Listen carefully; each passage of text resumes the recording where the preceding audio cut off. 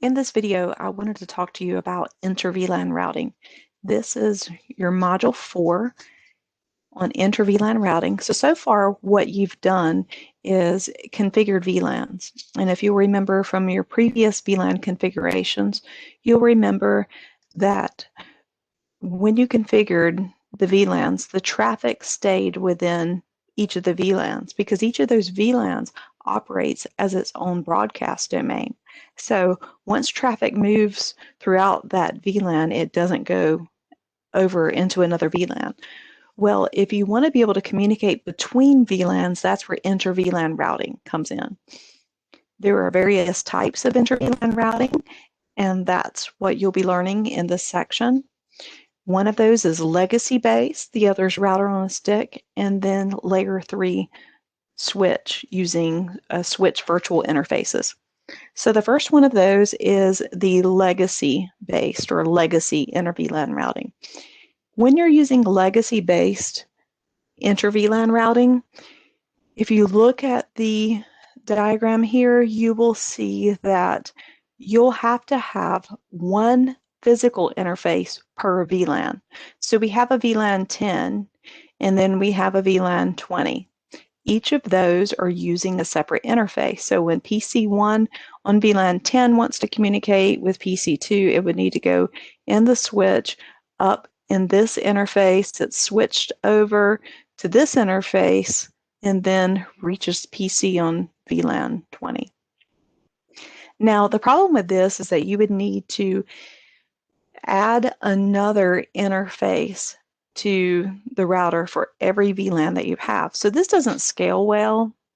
That's why it's considered legacy-based, because it's not really used. So let's look more so at your router on a stick. With router on a stick, you see in this scenario that we have, let's see, we have VLAN 10, VLAN 20, and VLAN 30. How can I tell that?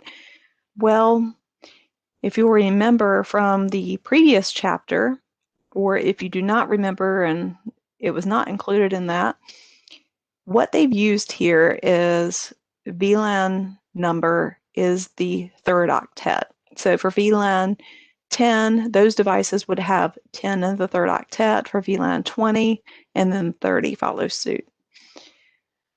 So let's look at the scenario here. What we would actually be doing is having one router, just one interface that we're using, and looking at this, it's using G000.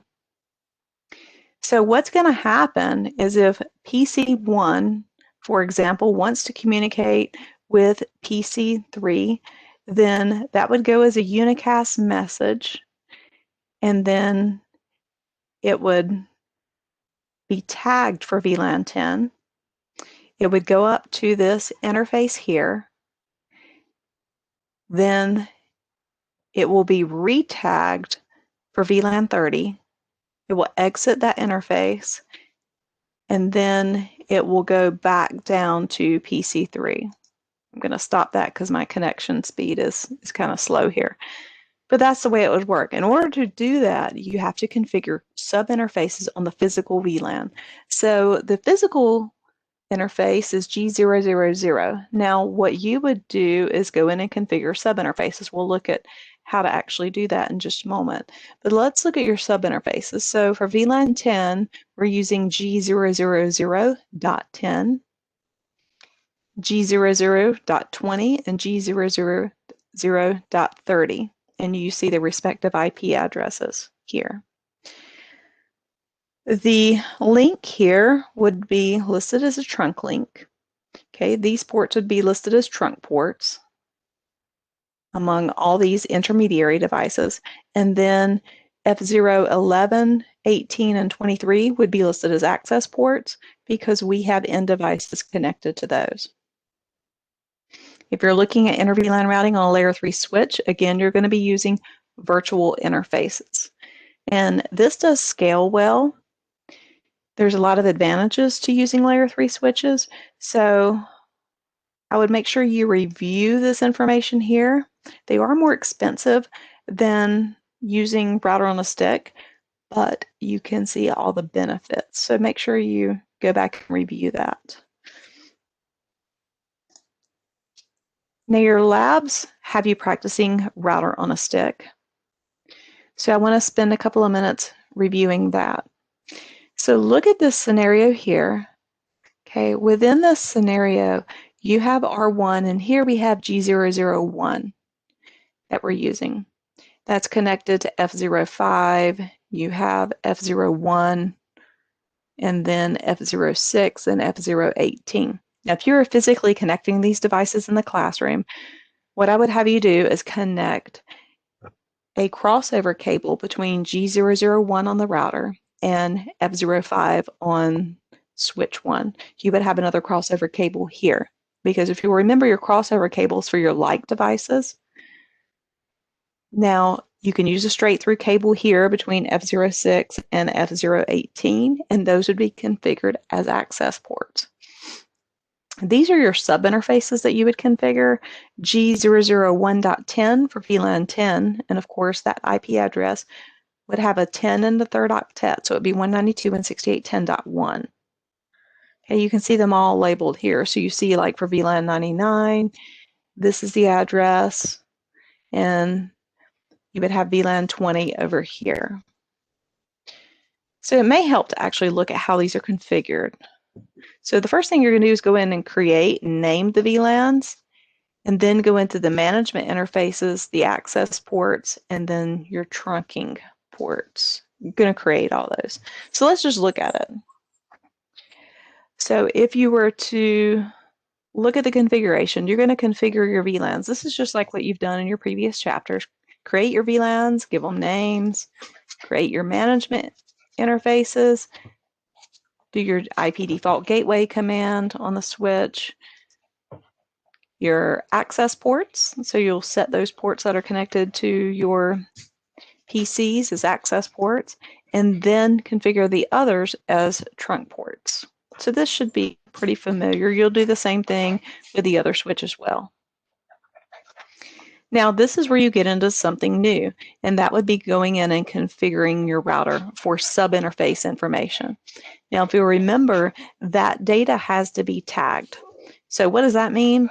Well, the information for VLAN 10 needs to have a little tag that is inserted at the beginning of the frame that says, hey, this data is for VLAN 10.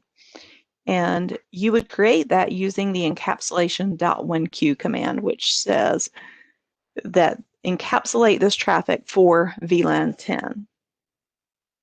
So if we go in and look at how you would, actually configure this, you would go into R1, configure G001.10, and it'll give it a description. And then it's encapsulation.1q space 10. That again states to encapsulate traffic for VLAN 10 coming in on that subinterface. Same thing for VLAN 20, same thing for 99. Now, all you have to do for the physical interface itself is to go in and issue a no shutdown. And that's what's being done down here. So notice you didn't do that for subinterfaces. And you're probably wondering why. I mean, you can do it, it won't hurt anything, but they are sub-interfaces, so technically they're always up. So when you activate the physical interface, that will bring up the sub-interfaces that are attached to that. You can go and verify your connectivity by doing a ping. You can ping or trace route. And then, of course, you can use your show commands. Now, your show IP route will show your routing table. Again, you will see those interfaces listed as any other type of interface. You can do your show IP interface brief and see that like your other interfaces, as well as doing your show interfaces command. And then you can go in and do a show interfaces trunk, and you will see what VLANs are allowed on each of the ports. So sometimes that's helpful when you're doing some troubleshooting. You have a couple of labs on configuring your router on a stick.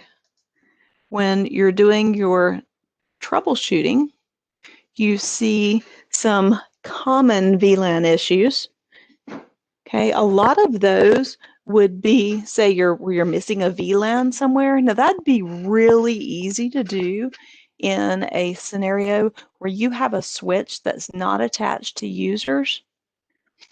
So in that one scenario where it was kind of in the middle of the diagram, you did not have users attached to it, but you still have to add VLANs. You still have to allow that VLAN traffic to move through that switch.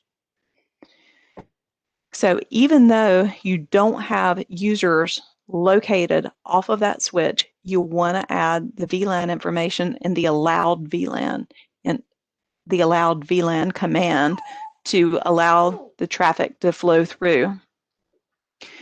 Also, switch trunk port issue. So if you accidentally labeled a port as a trunk port instead of an access port or vice versa, that could create issues as well. Or if you go in and put the wrong IP address on an interface, all these are things that I would check when you're troubleshooting.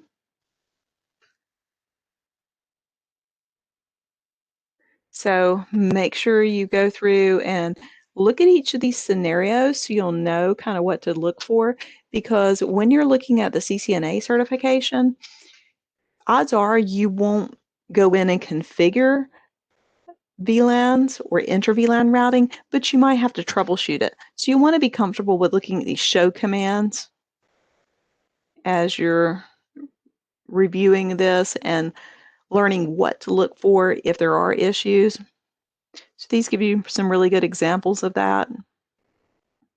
So again, kind of take time to do that, and you get to practice that in your packet tracer and lab also. So that will help as well. If you have any questions, feel free to send me a remind text or send me an email.